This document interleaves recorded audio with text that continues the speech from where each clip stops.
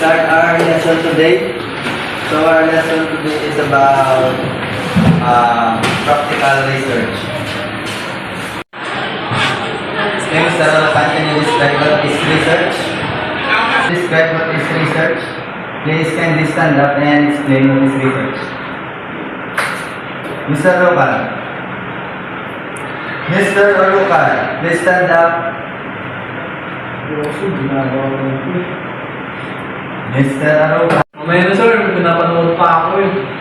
Mr. Alapan, nagparalan para mag-aral, hindi para manood ng mga naman ginagawa mo dyan. Pwede bang i-turn off mo yung cellphone mo at ilagay sa yung bag? Pinapanood pa nga ako eh. I said, turn off your phone. Okay. May class, pagpatuloy natin yung ating naumpisahan lesson. Mr. Alapan, please sagutan mo pang tanong and explain mo. Ano lang tanongin mo sir? Kaya ginagawa puro kasi po dyan. Lumabot ka na. Hindi naman masagot eh. Kaya bigay mo na sa akin yung cellphone mo. Minsan o.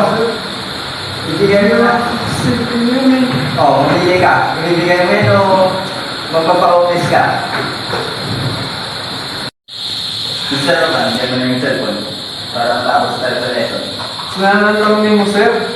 Sa hindi lang ako ng tatlo hindi mo bigay, i-office kita.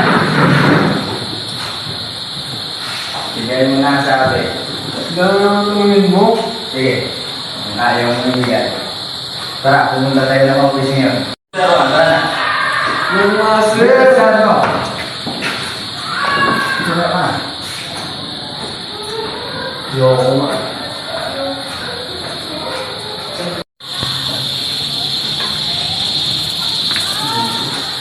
Hindi po kayo sa principal.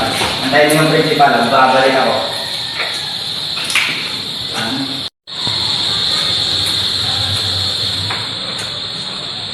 Okay.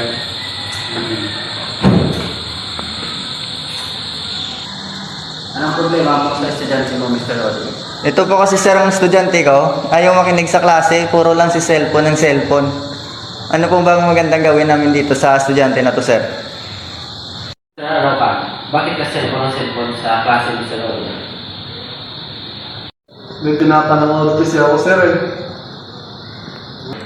Gusto mo ba i-suspend ka lang isang linggo? Huwag naman sir. Nag-aaral naman ako eh.